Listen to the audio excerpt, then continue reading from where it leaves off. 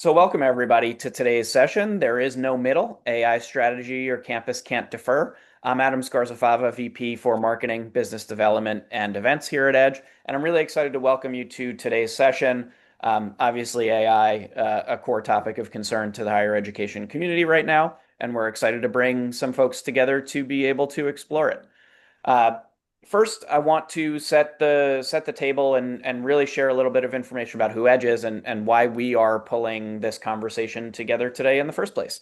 So we're a nonprofit member-based research and education network and a technology consortium.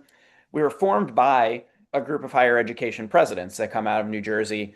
Back around the turn of the century, we think pretty wisely the presidents of the colleges, universities in New Jersey got together and came to the conclusion that the internet wasn't going anywhere and they needed to build a service provider to succeed in that digital world. And that's what Edge was founded to do. Our mission and service area have grown, really expanded both regionally and in service capacity since the turn of the century, and really just in the last 5 to 8 years or so. We now actually have members in, really need to update this slide because we have members in 28 states and counting, whether using our services or our procurement vehicles. And I'll touch a little bit on what those various services and things that we provide are. But really the thing to know is we are focused on serving our community because we're a nonprofit and because we come out of the higher education community, and really we were created of, by, and for the higher education community. We're experts and focused on helping to find solutions that are going to help that community excel. So everything that we do is really focused on driving results and outcomes that our member institutions and institutions who want to join the consortium need to provide excellent service to their students and to achieve the operational outcomes that their institutions need to continue to grow and thrive. And in each and every case, we know that that means a customized approach. So there's no one size fits all in any way that we work with any of our member institutions. Everything is really sort of a hands-on, collaborative, customized approach between our team and your teams. So a few of the different areas of focus for Edge, and I mentioned we initially were formed around the turn of the century. That was to build a network around the state of New Jersey. We still own and operate that network. 95% of the colleges and universities in New Jersey get their internet connectivity from Edge.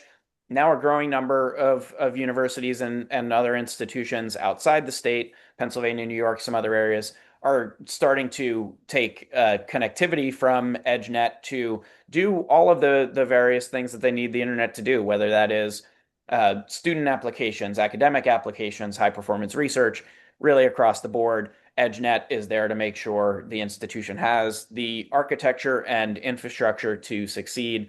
Edge Discovery works atop EdgeNet and is really our focused area on building collaborative research and discovery frameworks, advancing cyber infrastructure throughout the state and throughout the region. Edge Market is our strategic and informed consortium procurement arm, and that's where we really start to see expansion nationwide along with the solutions that we've developed. So Edge Market provides cooperative pricing, is a cooperative pricing system, and provides consortium procurement vehicles to institutions all across the country. In any state that can leverage a national cooperative contract, you can leverage Edge Market to get access to a real diverse and growing catalog of vendor partnerships and solutions for procurement. We also do things like events, networking, and community building, like what we're doing here today, bringing folks together on a topic of interest. And we also host in-person conferences. So if you're in the local area and have an opportunity to make it out to New Jersey, we always host our EdgeCon events on member campuses. Our next one is actually next week on April 16th at the College of New Jersey, and that's going to focus specifically on digital teaching and learning and all the technologies and strategies that sort of scaffold around digital teaching and learning to help institutions excel. So we would love to see you there. If you're interested in that, please let me know, and I can even give you a discount code to register for a ticket as a webinar attendee. So that'd be great for you to have you come out and join us in person. And then Edge, as a nonprofit, we don't want to stop just at delivering network connectivity and delivering access to contracts because we know technology means so much more to so many institutions these days. And so we offer a variety of services ourselves as a nonprofit at nonprofit rates that we provide directly to member institutions. And those all come from challenges that institutions have brought to us and said, we really need assistance in these areas to help us continue to grow and thrive. And so lately, that has really meant a focus in a few different of these buckets. AI, obviously, we're here to talk about that today, and I won't steal too much of Bob's thunder, but we're doing a lot of hands on work to help institutions succeed in that space. Digital accessibility compliance is huge right now as ADA requirements for public institutions and the requirements for private institutions roll out throughout this year and next. We're doing a lot of work on the ground helping institutions modernize, both from a course perspective and an institutional application perspective, what they're doing from a digital accessibility perspective. And we hosted a recent webinar on that topic. If you're interested, please let us know and we'll make sure we get you that information. Cybersecurity compliance to a variety of standards and insurance, cyber insurance needs have been really key, and we help institutions align to all of those standards. And we offer a virtual CISO program for those institutions who really need to mature their cybersecurity approach. And really across the board, application modernization, business process modeling, as institutions move to new applications, whether that is leveraging AI more fully or moving ERP and LMS applications and some of those big rocks out to cloud-based SaaS services. You want to make sure if you're going to make those investments, your processes are ready to fully take advantage of them. So we help institutions sort of gear up in that space and make sure they're ready to take advantage of the large technology investments they're going to make. So those are some of the big areas where we're helping institutions. But as I said, AI is the real focus of today. So with that, I'm going to stop sharing my screen. I'll get out of the way and I will invite Bob Clougherty to introduce himself and today's topic. So Bob, the floor is yours. Thank you very much, Adam. I appreciate the introduction. Let me go ahead and bring my screen up to share. And by Looks good. way of it, can you see it okay? Yes, looks good. Got it.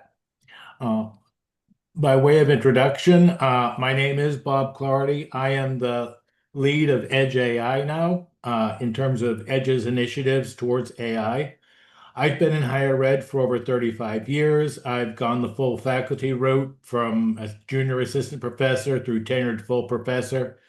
I've been a CIO, a provost, a dean, a vice president.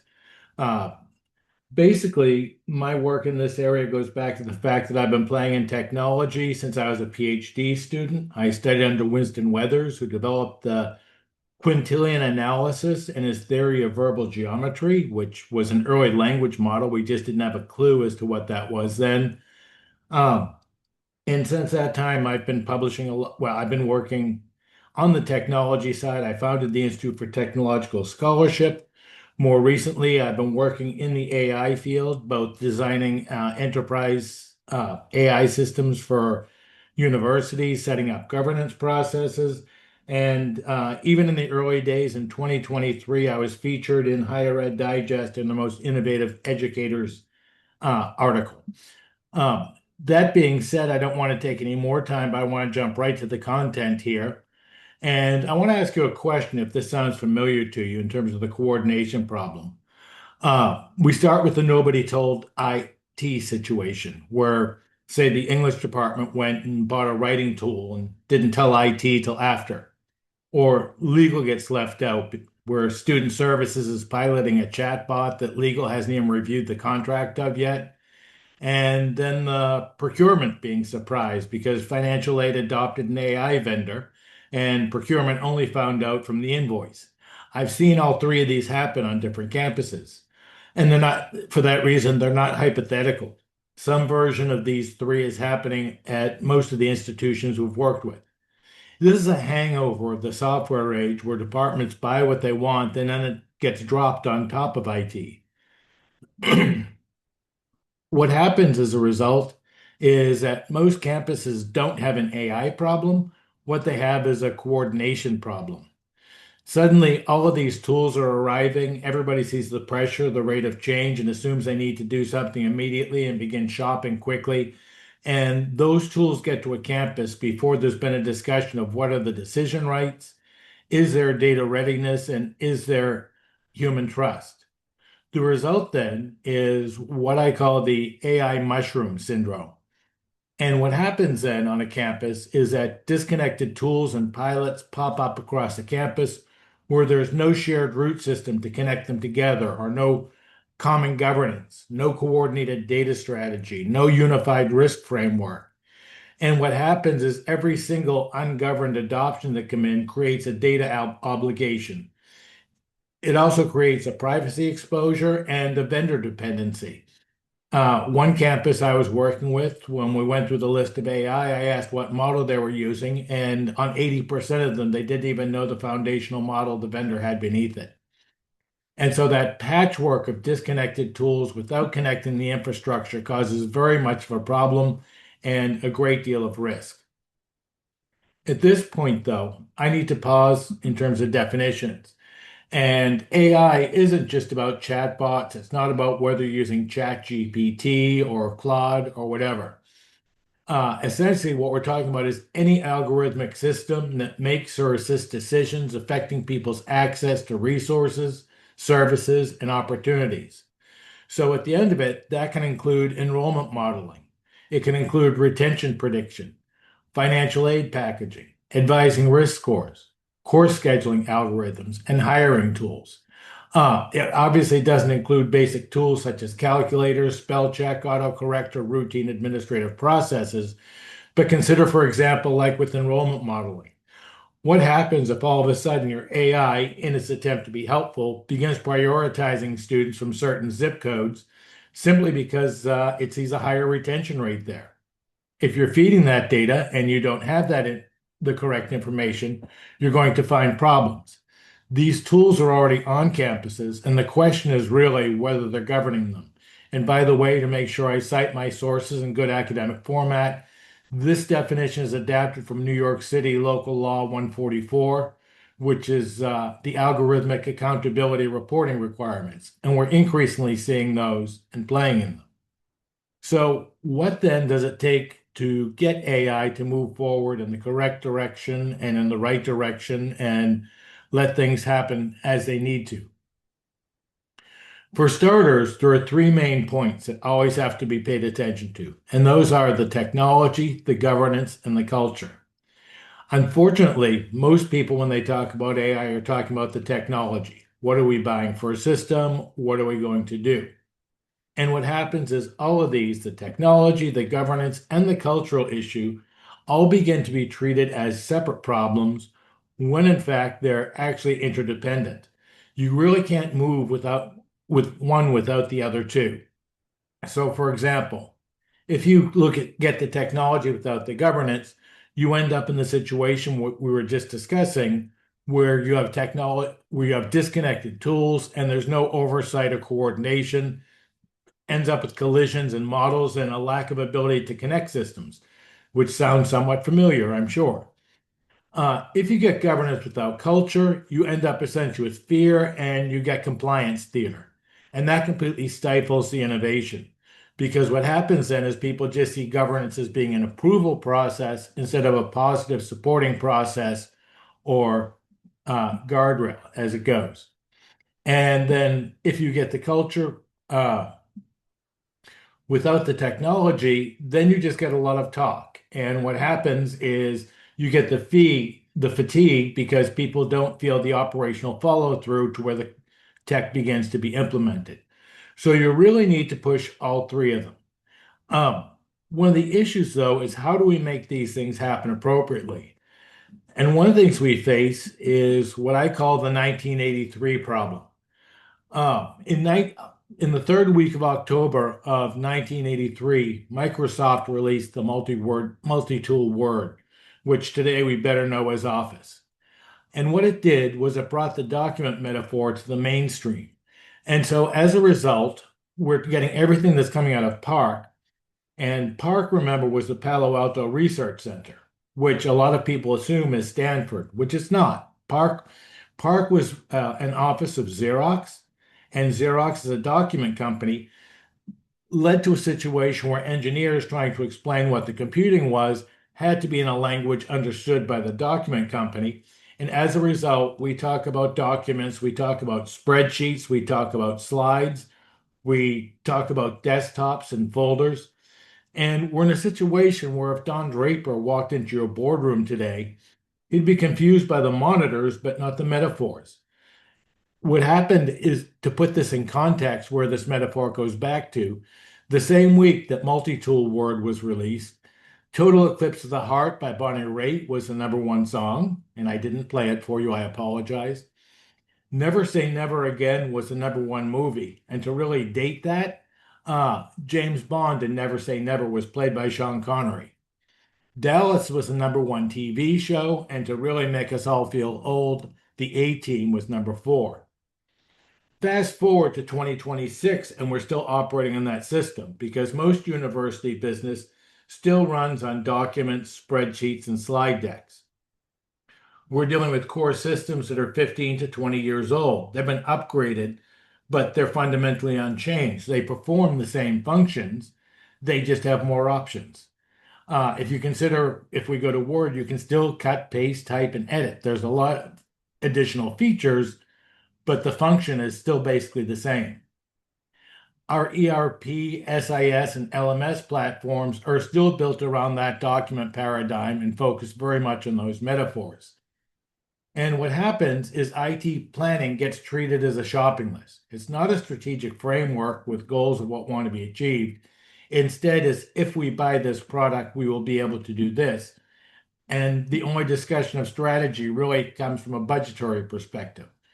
So in a lot of ways, we think we've modernized and we haven't. And what's dangerous here is as soon as we begin talking about shopping lists, we find ourselves in trouble because AI is a mindset. It is not a product. What's important is when we begin to talk about that mind shift, we have to realize that this is a phase shift and not an upgrade. We're completely changing what we're doing. We're not simply upgrading present practice. In that legacy logic, what happens is it's based upon repetition, stability, and siloing.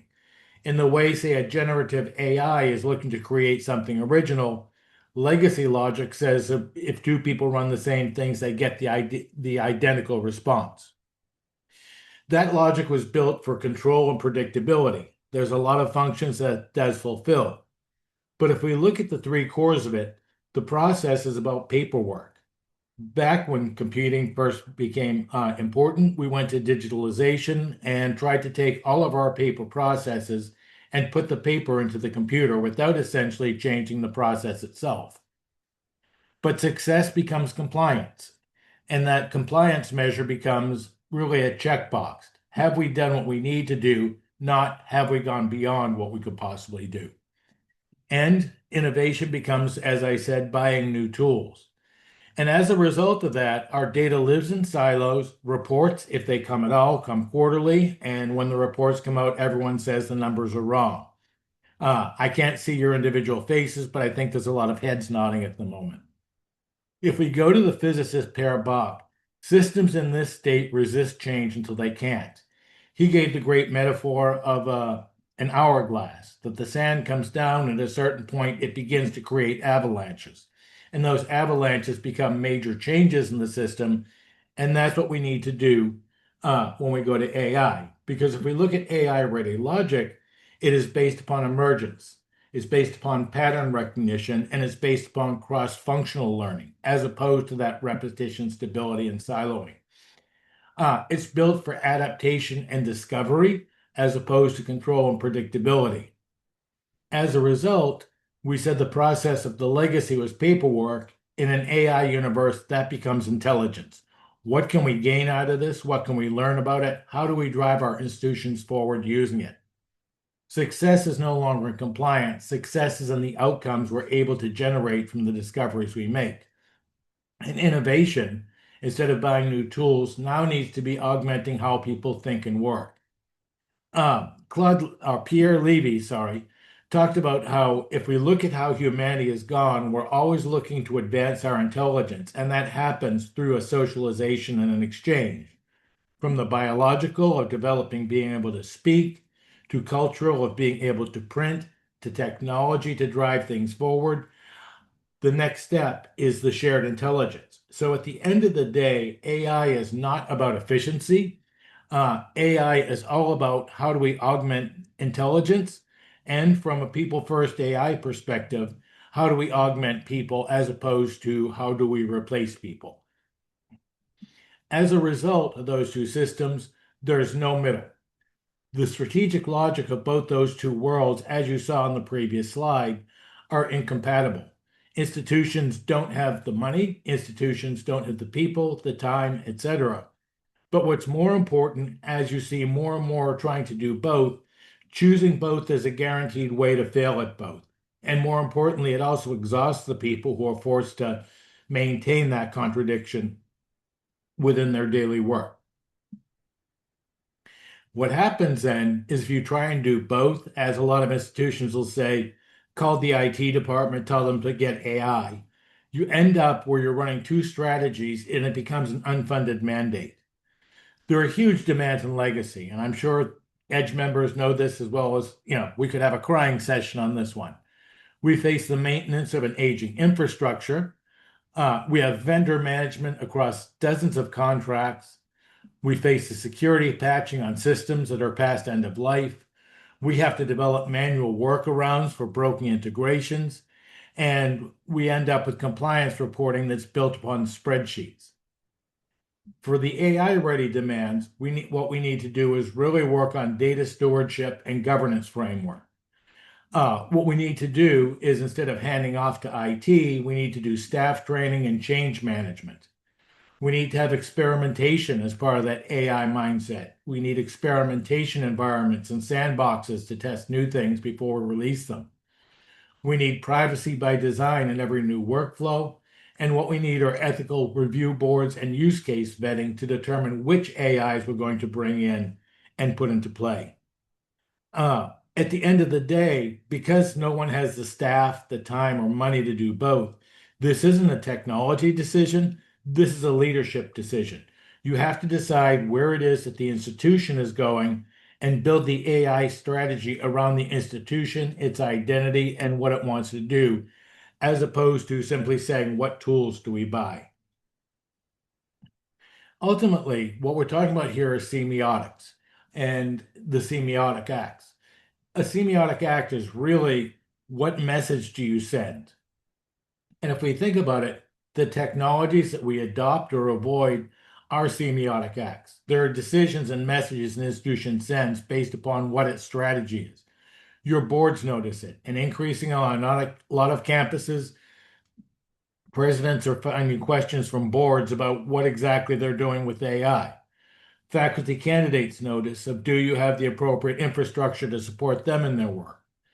Students notice that, and in particular, what the students notice is what you have on your campus.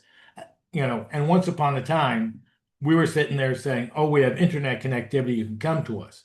Soon it's going to be the level of AI that's going to make it. But finally, and the biggest issue is your accreditors notice.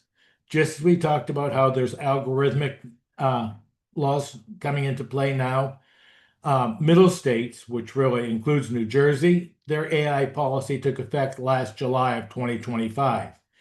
And that policy puts a large emphasis on the transparency of your systems, not necessarily on the hardware side of it, but on the decision-making side of it. As you'll recall, that's the core of what our definition is. So, what do we have to our advantage? First of all, when we get to AI, AI is a telescope and not a typewriter. A typewriter might automate the past, but what you really want to do with AI is use it to reveal the future. So instead of just saying, what do we want to automate? The question gets to be, what patterns are we not seeing? What information have we not looked at yet? AI doesn't just speed up old workflows. What it does, it reveals what your workflow has been hiding. And what happens is that AI, as a result, does not fix things, it magnifies things. So when you're looking to implement AI on a campus, don't try and put it in your problem areas thinking it'll fix them because it will essentially magnify the problems. What you want to do is put AI in your stronger areas where that magnification will do the most good. And you want to use it to discover your gold mine. I told you there'd be good news. And that is you're standing on a gold mine. Your institution is sitting on a gold mine of unstructured data. Probably 85% of your campus, I've seen the number, I don't know that I can validate it. 85% of campus data is really in unstructured form, from syllabi, from learning outcomes, narrative assessments, survey comments, advising notes, policy archives, web content, exit interviews, etc. With LLMs, what you can do is now unlock what was previously unreadable. As a result, while most institutions think their data problem is that they don't have enough, the opposite is true. The challenge then gets to be, what do you do? Are you ready to act on what you find within it? So, for example, I know of one institution, their AI person shared with me, had been for their accreditation, had gotten about 100% compliance in terms of faculty saying, yes, we meet all of the learning outcomes. When they actually uploaded the syllabi into the LLM and had it analyzed, it came back at 30%. So the question we get to be as we make these discoveries, are we ready to do them? Because as the LLMs can read, classify, and extract patterns, and we now need to look at what we are going to do with the results of that as opposed to just getting information, having it sitting there. You can study embeddings to find hidden thematic connections across documents. So if you look at syllabi, outcome, and assessments, and more importantly, if you take narrative assessments from students, by using embeddings within AI, you can actually look at how the language has evolved. Students today, for example, tend to use the word flexibility to focus more on learning outcomes and learning delivery means, as opposed to 5 years ago with the pandemic, flexibility was referring to the actual delivery of having to be only on a single platform. So individual terms can change. So how do you know that you're speaking the same language without doing those embeddings? Uh, you can also track language drift in assessments and surface insights from thousands of narratives as you go. So this is the why now moment. The data has always been there, but the tools to process it weren't there. And now at long last they are. So 3 concrete examples we can sort of look at from an institutional perspective of how to deal with it. For starters, consider accreditation. Reports get rewritten from scratch every 5 years, and there's a decade of analyzable language sitting ignored. What happens is we end up back when we mentioned the checkbox of here are the minutes of the meeting saying it was approved, without actually going back and looking at the actual language of how that's done. In terms of redesign, websites get redesigned and they don't ask an AI to assess tone, clarity, and accessibility at scale. By the way, if you have an agentic AI, talk to your admissions department first, but have the AI go through agentically and apply as a student and have it identify what are the problems in your admission process. You'll be shocked at the feedback as it comes back and tells you the challenges students are facing. Campus messaging. Campus-wide messages are sent out, and what we need to do is see how that tone lands across different audiences to make sure that that message is going to be successful as you go down. And the sad part is these 3 areas are not only big, they're also places where campuses have paid a lot of consultants to do things that our own data could have told us if we had the infrastructure to be able to listen to it as we go. So how do we mine this gold? Well, here's the important part. It takes more than IT. You can't simply say that the IT department will take care of this. If an office can approve a hire, if they can sign a contract or adopt a cloud service, they can own data stewardship. The data should never be passed back. IT's job is to provide the infrastructure. the functional office is responsible for owning and caring for that data and making sure it's ready to report when it needs to. So that what happens is that AI requires us to set up systems on our campus of distributed responsibility, not the centralized handoff. Uh, the good news, and this may get some nods, the age of I'm not a techie is over. No longer can people say, I'm not a techie. Um, I've seen instances on campuses where an office will buy a tool and then calls over to IT and says, I need you to come while I call their technical service because I don't understand what they say. Well, how did they understand it when they first bought the process? What we have to look at here is these three concentric circles of what has to happen. So, for starters, at the center of it, it's the mindset. There has to be an individual willingness to engage with the data, and there has to be, an accountability within those offices. Next, you need governance. That needs to be your structural accountability, your policies, your roles. And the thing to remember about governance is that governance comes from an ancient Greek term meaning to steer a ship. Ships don't have brakes. Governance is not there to stop things. Governance is to guide and direct and to point things into the correct direction to make them successful. And then finally, we have cultural accountability, where every office has to own its own data practices. And you can begin to see that this requires major cultural changes on an individual campus. And these aren't steps, these are layers that have to exist simultaneously to get all of them to work together functionally. Because culture is not soft, culture is operational. If you think about culture, one of the core elements of a culture is a common language that's shared where people can speak to one another. And you have to ask yourself, does your institution have the shared vocabulary, the trust, and the decision-making habits to act on what AI services?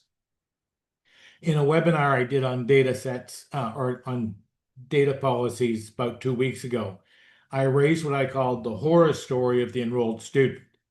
So if we take a term like enrolled student, IR might have one definition. Admissions might have another definition. And you begin to see that you're not even speaking the same language. There needs to be the cultural change to make sure everyone is coming into agreement. And all of this is about practice. And you'll notice the core of this is not about spending money. It is not about buying new technology. It's about the conversations we have and how the institution behaves towards itself and towards its member and what it sets as its goals.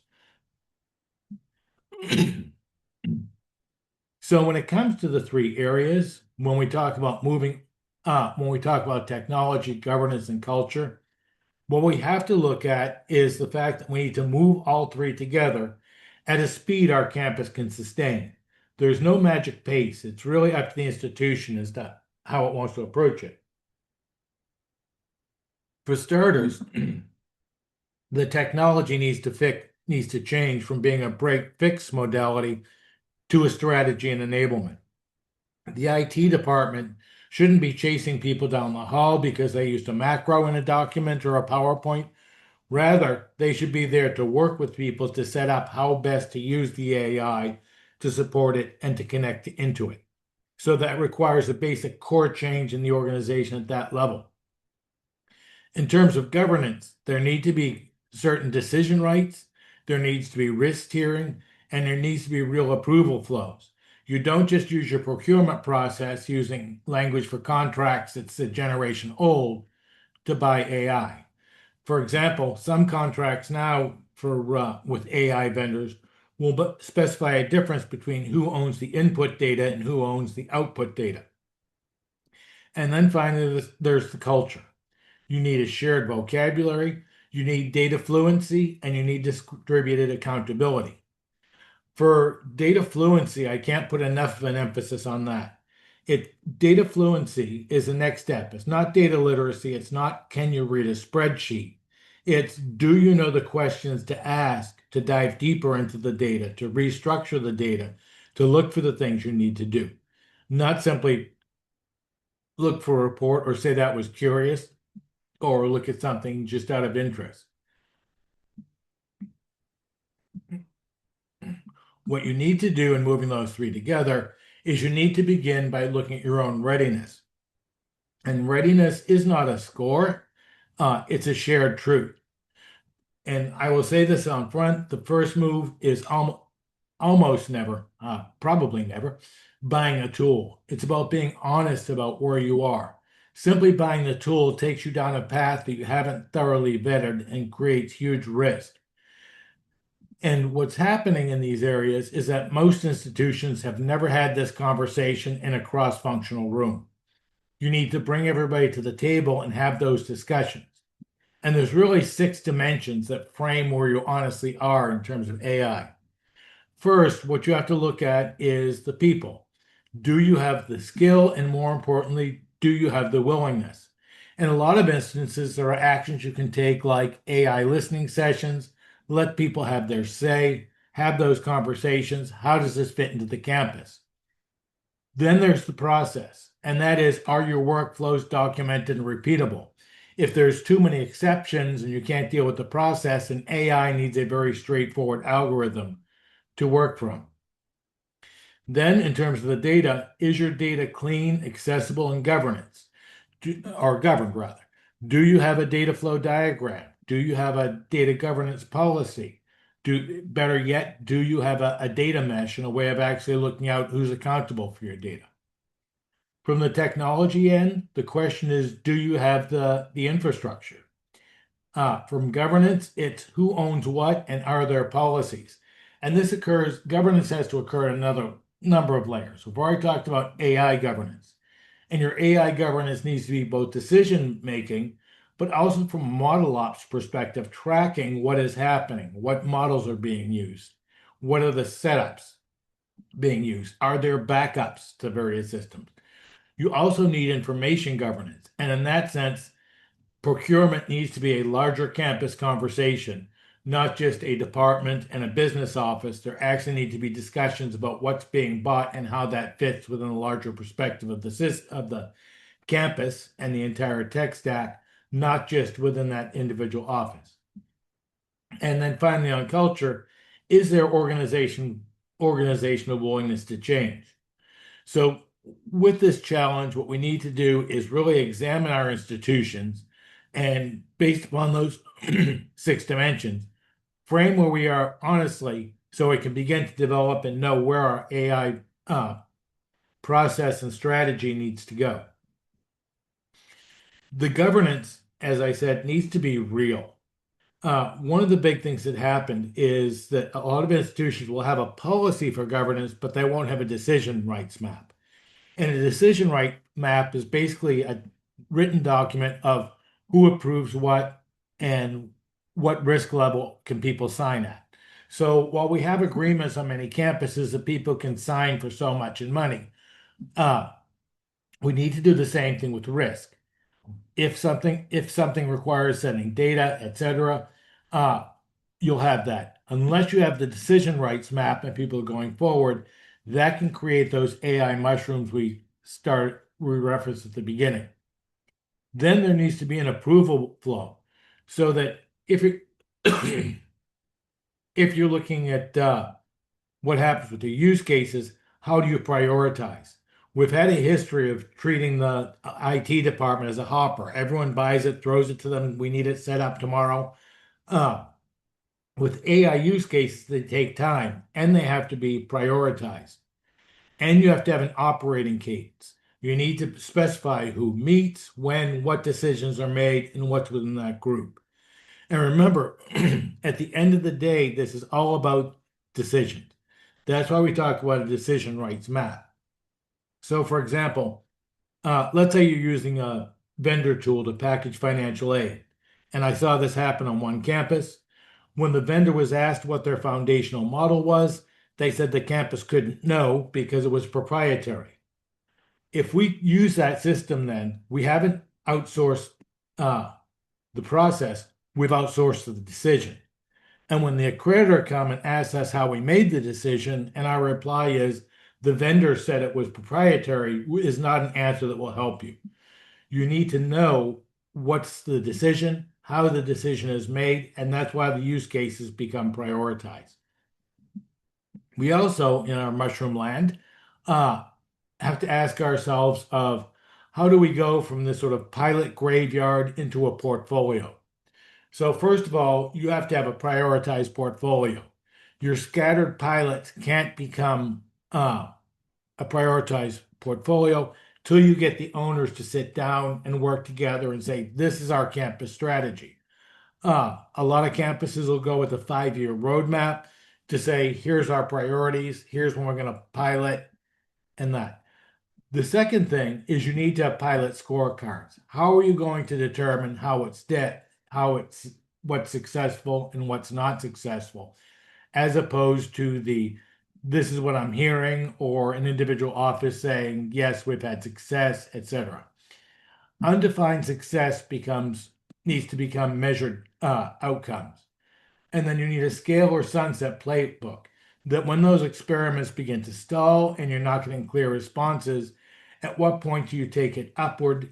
And at what point do you begin to sunset it and walk away? And that's the way you have to get rid of the pilot graveyards, really by having that portfolio which prioritizes all of these and having these very tough discussions. So, what can presidents and provosts do now? Well, this is my 6 moves for Monday morning that can happen. Uh, Number one, stop investing in two futures.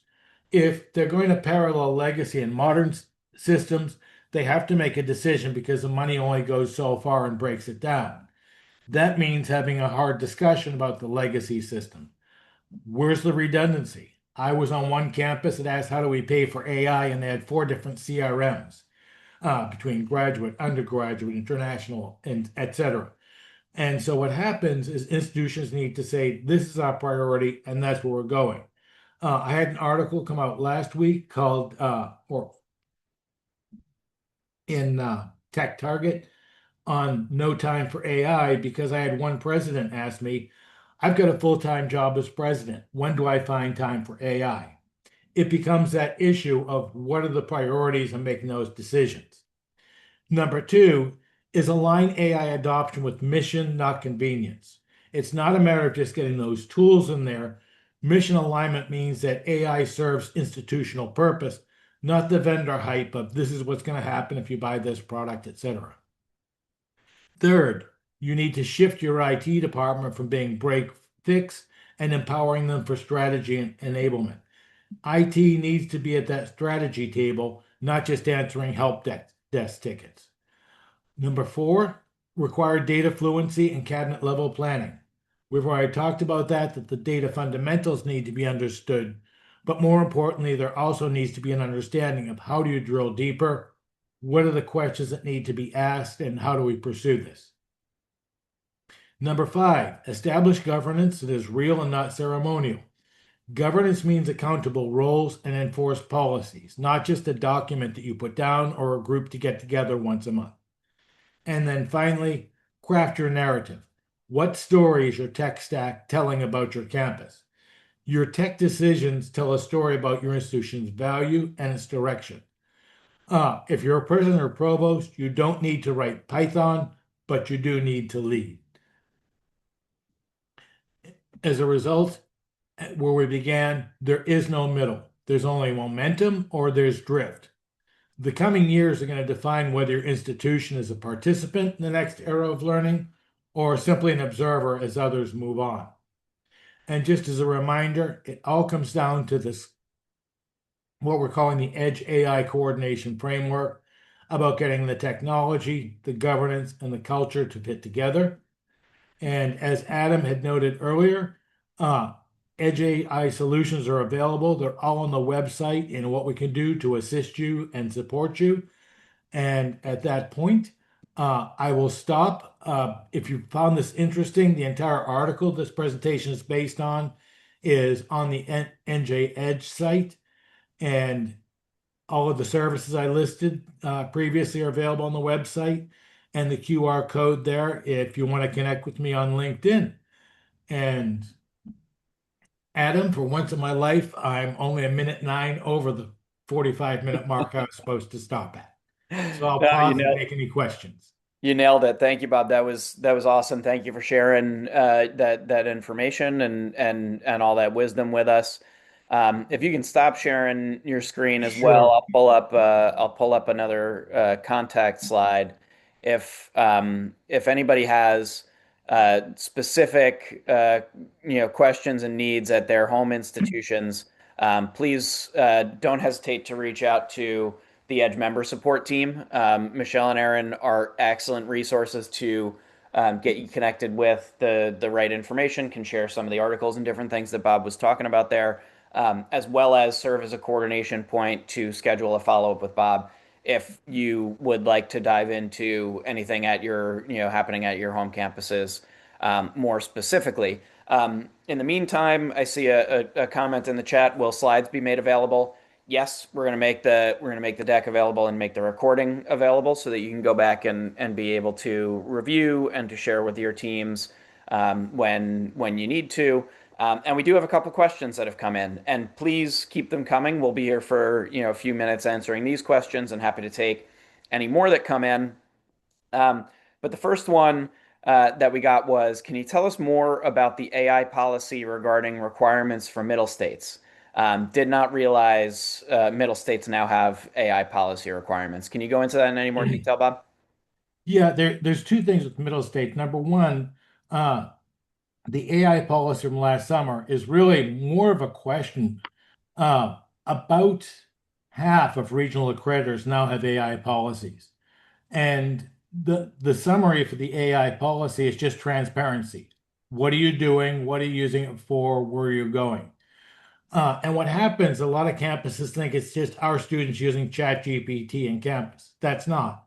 It's a much deeper probing question of what are you doing with decision making? Because unfortunately, AI has become sort of like the word organic. You got organic cocoa bombs. Anyone who has anything that, uses data, they're calling AI.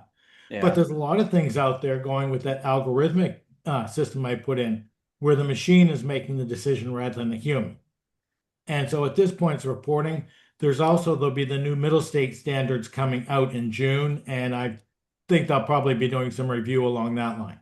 I think it's June. Right now, it's at the president's vote, if I remember correctly. Okay. Awesome. Thank you. Another question we had come in regarding the slide describing the institutional goldmine of information. Yeah, How would you recommend we use an LLM to unlock the hidden info while still maintaining privacy and confidentiality? sure. What you need to do is really, from a machine learning perspective, use an open model. Do not put your data out into a public, but go ahead and structure a private one. It's not as difficult as people think it can be, especially now with things like Cloud Code and the like. Build an internal secure system and load your data there because the campuses I had mentioned that are doing that research are doing exactly that, running it on a local machine on campus, not sending it out to the public end. Yeah. And actually in that regard, we're looking at from the edge side pulling together access. There is an institution, I believe it's San Diego State University, that has built on an open source Yeah. platform, built their own sort of homegrown LLM like tool that they are now licensing out to other institutions. We're looking at sort of building a consortium model to consume that for anybody that's interested in doing that through Edge. But that's a really that again, as Bob mentioned, that's one where it's open source, it's homegrown by them. They're not sending it out to a chat GPT or something else. So that's a platform that might be worth considering. It all lives on the San Diego State supercomputer. They built it on their own The, supercomputer, so it lives there. It's not going anywhere else, and it's not touching anybody else's data. And I know a the, couple of, or at least one Edge member is already using that platform to good success. yeah. The National Research Platform right now will only let you run the academic, so you can use it to teach.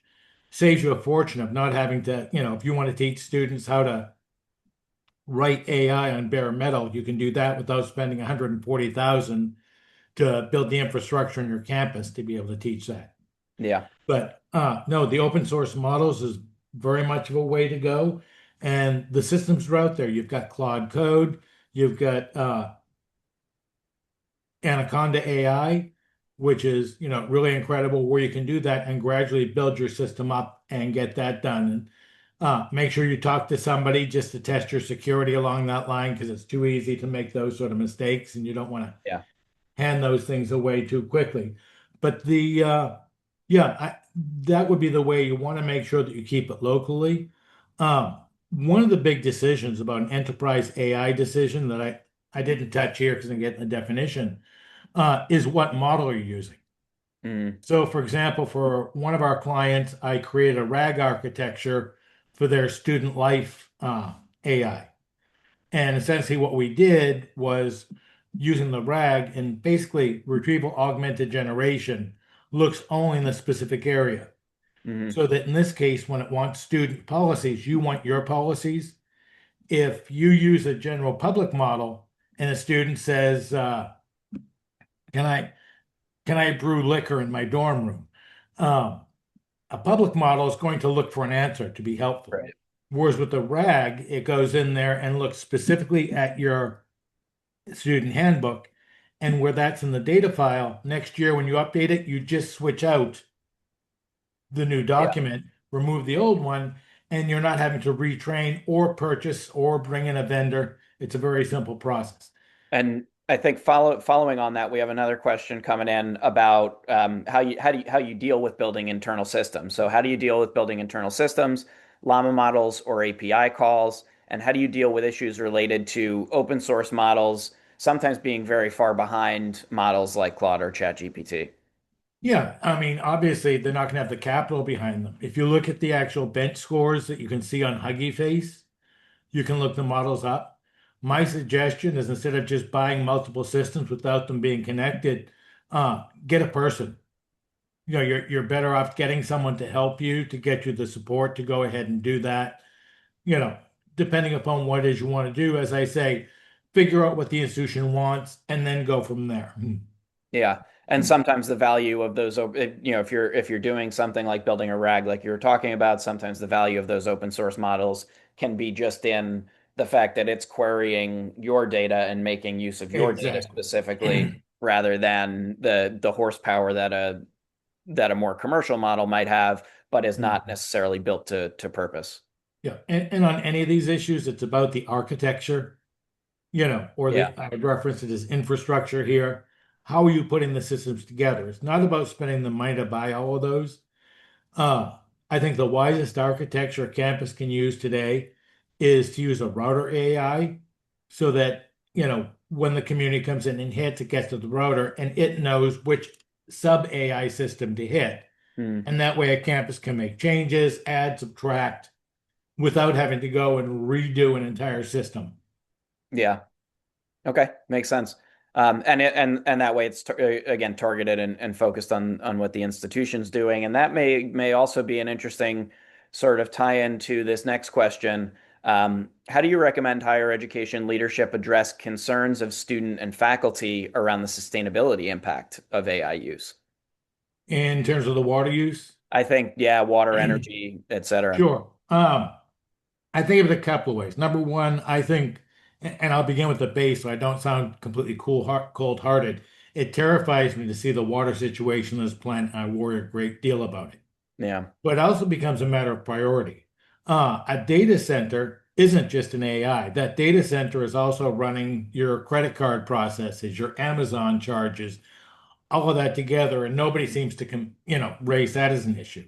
Hmm. I mean, a data center uses approximately a regular size data center. I won't talk about the giant ones. Yeah. Will use 200 million gallons of water a year. So will a large golf course. And I haven't heard anybody to end the golf game.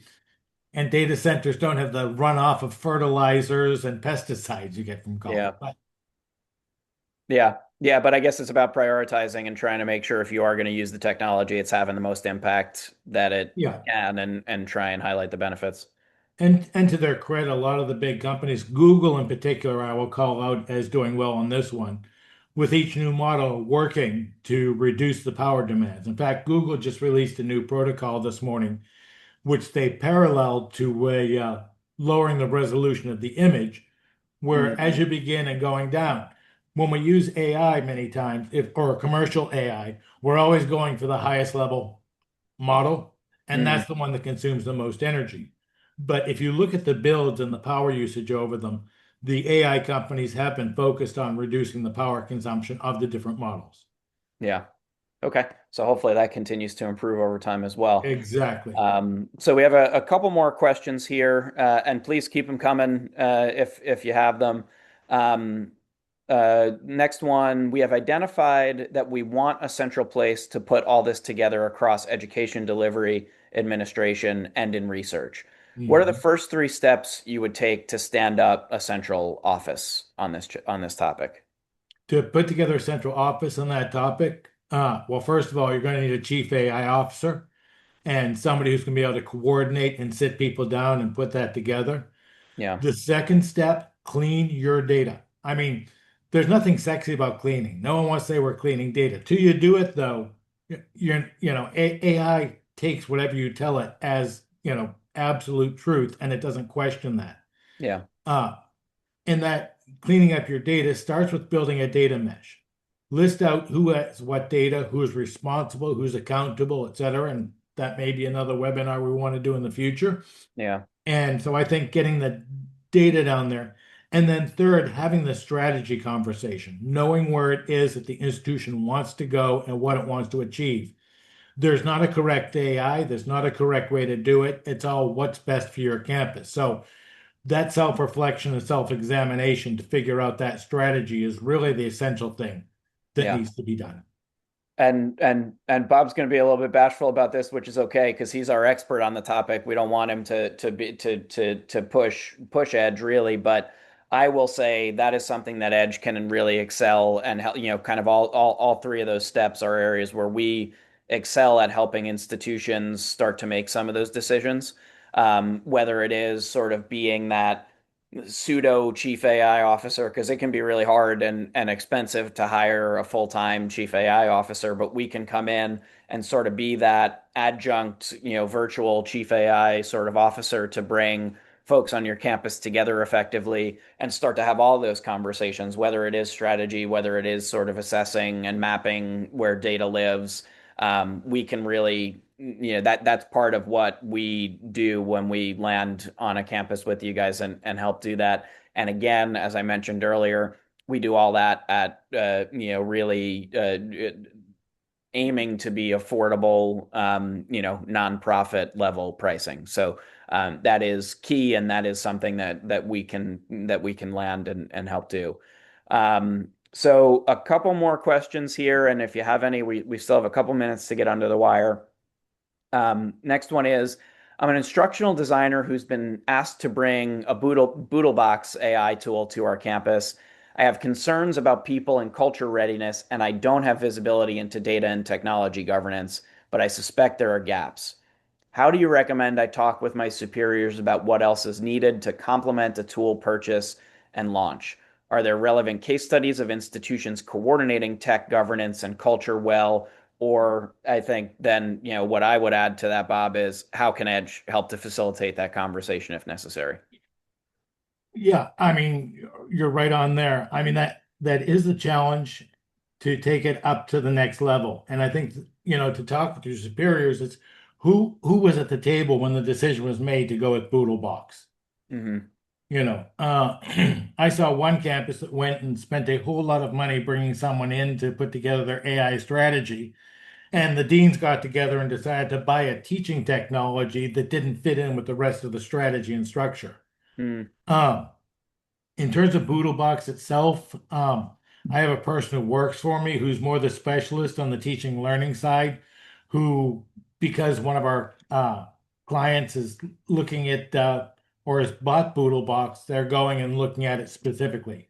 So I can't talk about it now, but drop us a line in 2 weeks and we can have a conversation. Yeah, and generally with those concerns about people and culture readiness and this person being just one instructional designer that's tasked with bringing this on, but they don't have visibility into data and technology across the institution. What would what step would you recommend they take with leadership to sort of get some of that The, rectified? sitting down and having a very clear and focused conversation, like what are the goals and what are the objectives? I mean, what do they plan on achieving with Boodlebox? What level does this function on in terms of student usage? Are students going, is there a policy that says where students are going and an AI policy? Third, on a security policy. Fourth, there's, what do you do about agentic attempts on the system? I mean, there's a number of, an AI is not a simple system, but that's why I say it's not just a technology, it affects the whole campus. Yeah. And so I think just that larger question of who else was at the table and the people who weren't at the table, getting them there to have that conversation, because it's not just what tool do you want to use, but how to use it most effectively and how is it configured. Yeah. So yeah, I would then add to that, like even if it's not us coming in and doing an assessment or doing real in-depth Mhm. services, we can always, help to partner and illuminate some of those questions with executive leadership. So if you need an outside voice to help be part of that discussion and illustrate for leadership, sort of where that AI conversation really goes and illustrate why it's more than, hey, we got this tool, let's plug it in, and you Yeah, need some help doing that. We mhm, can we can come in and help to be that outside voice, and sometimes that helps with leadership. So. exactly. So one last question here, and we talked about it. You talked about it a little bit, and it's funny because I was having a I was having a conversation with a provost last week, and the same similar thing came up, and it's sort of where that inflection point is. Between where do staff need to have AI related skills, and you mentioned having staff training rather than always having an automatic handoff to IT earlier, Mhm. but where is that inflection point of what skills do staff need? How sophisticated do staff need to be? And how much of it needs to be supported by the IT staff and a bigger strategy from the institution? Yeah, I mean, depending on the structure of it, ultimately, w with one campus, what happened is just providing AI training. We did a training for staff, and we actually did 8 sessions and of increasing complexity. So staff, Mm, it was overwhelming the effect on campus morale and staff feeling like the university was investing in them. And all of a sudden, the attitude went from AI is going to be used to steal our job to, hey, look, I can use AI to do my job. And that's why, it's about augmenting people, not replacing people. And yeah, and conveying finding that, a way to, it sounds like empower, find a way to, invite people into the process and empower them to feel more comfortable with the tools, right? exactly. And then I think when I'm talking about staff, the important thing is functional offices owning their own data. Mm, I mean, the reason I love data mesh in higher ed is that it's a federated system based upon a sort of, decentralized to where individual offices, your registrar owns your student data. What changes from the usual way is ownership isn't a veto of who gets to use it. The institution owns the data. The ownership isn't who's responsible for keeping it clean and ready to go and available at all times and accountable for that data. yeah. Cool. So yeah, definitely ways to get staff trained up and feeling more comfortable, and then having sort of the right roles and responsibility between staff and IT, and having that feed up to larger governance and strategy from the institution is key. Yeah. Um, so And yeah, and go that's ahead. why, just to return to my, title, there is no middle. You Yeah, can't sit there and say we're going to AI, we're handing that to IT. Oh, and AI is going to be, or IT is going to be responsible for all the data. You don't have the money, the staff, or the time, or the modality because they go in opposite directions. yeah. Yeah. Okay. So I think that's a with no further questions at this point. I think that's a great note to add on to end on. We can add on if you have any specific questions about your institutions. As I mentioned earlier, I had flashed Michelle and Aaron's email addresses up on the screen. Please don't hesitate to reach out to our member support team if you have any particular questions about your institution and how Edge might be able to help. We're always there as a resource and another perspective for you to help along your institution's AI journey. So, yeah, please don't hesitate to reach out. Thank you so much for spending the time with us today. Hopefully, it was helpful, and Bob is always a resource as well. So we'll be here. We'll share the recording, and if you have any questions, we're here to help. Thanks, everybody. Thank you, Bob. Thank you. Bye-bye.